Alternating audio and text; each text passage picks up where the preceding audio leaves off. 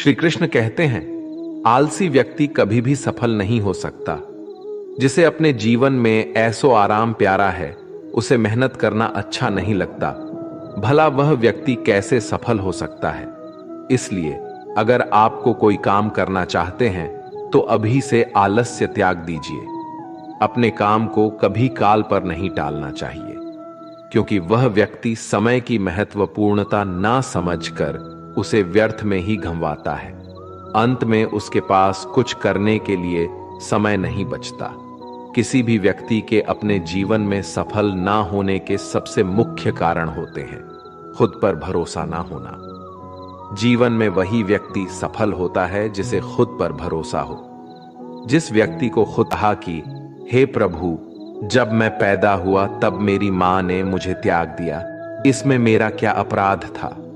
द्रोणाचार्य ने मुझे शिक्षा देने से मना कर दिया क्योंकि वो मुझे क्षत्रिय नहीं मानते थे, इसमें भी मेरा क्या अपराध?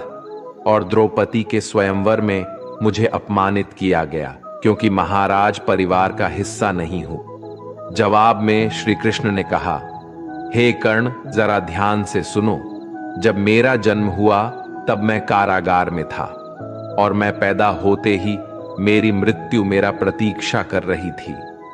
जिस रात मेरा जन्म हुआ था उस रात मुझे मेरे मां बाप से अलग होना पड़ा, जहां पहुंचकर मुझे हर वो एक काम करना पड़ा जो एक गरीब परिवार में करना पड़ता है। गायों का गोबर हाथ से उठाना। जब मैं चल नहीं सकता था तब मुझ पर प्राण घातक हमले किए गए।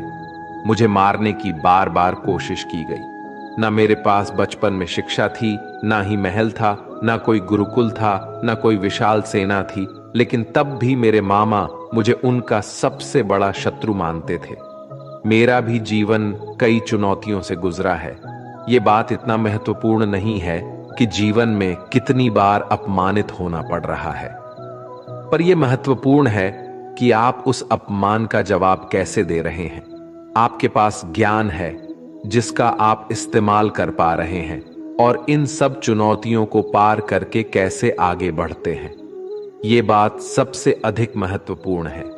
जब कुछ किताबों से ही सीखने को नहीं मिलता, कुछ मतलबी लोगों से भी बहुत कुछ सीखने को मिलता है। गलती उसी से होती है जो मेहनत से काम करता है। निकम्मों की जिंदगी में तो दूसरों की बुराई खोजने में खत्म हो जाती है। इज्जत इंसान की नहीं होती, जरूरत की होती है। जरूरत खत्म तो इज्जत खत्म। बोलना सीखें, वरना जिंदगी भर सुनना पड़ेगा। उड़ने में बुराई नहीं है, आप भी उतना ही उड़े जहां से जमीन साफ दिखाई देती है। सिर्फ वो लोग आपकी परवाह करते हैं जो आपको तब भी सुन सकते हैं जब आप चुप होते हैं। चिंता उतनी करिए जितने में काम हो जाए, उतना नहीं कि जिंदगी तमाम हो जाए। आप अपने शब्दों को चाहे जितनी भी समझदारी से बोलिए, लेकिन सुनने वाला अपनी योग्यता और अपने मन के विचारों के अनुसार उसका मतलब निकालता है। यकीन करो, जो तुम्हें भूल चुका है वो भी याद करेगा, बस उसके मतलब के दिन आने दो। कहानी जिंदगी की यही है कि इसमें मनचाहा किरदार नहीं मिलता। जिंदगी तो अपने दम पर ही जी जाती है। दूसरों के कंधों पर तो सिर्फ जनाजे उठाए जाते हैं। आपकी मुस्कान, आपके चेहरे पर भगवान के हस्ताक्षर है। उसे अपने आंसुओं से धुलने या क्रोध से मिटने ना दे। जो व्यक्ति हर वक्त दुख का रोना रोता है, उसके द्वार पर खड़ा सुख बाहर से ही लौट जाता है। जिसके पास उम्मीद और आस है, वो जिंदगी के हर इम्तिहान में पास है। हर कोई अपना नहीं होता और यही सच है। कितने अजीब है ये जमाने के लोग, खिलौना छोड़कर जज्बातों से खेलते हैं। महान दिमाग विचारों की चर्चा करता है, औसत दिमाग घटनाओं की चर्चा करता है और छोटा दिमाग लोगों की चर्चा करते हैं। अहंकार ना पालिए, वक्त के समंदर में कई सिकंदर डूब गए। इन 5 जगहों पर हमेशा चुप रहिए। पहला, जहां आपके शब्दों की कोई कीमत नहीं। दूसरा, जहां बोलने के बाद आपको पछतावा ना करना पड़े। तीसरा, अगर आपके बोलने से किसी का दिल दुखता है। चौथा, अगर आप गुस्से में हो, क्योंकि गुस्से में इंसान बिना सोचे समझे कुछ भी बोल देता है। और पांचवा, जहां आपकी समझदारी से कोई सुनने वाला ना हो।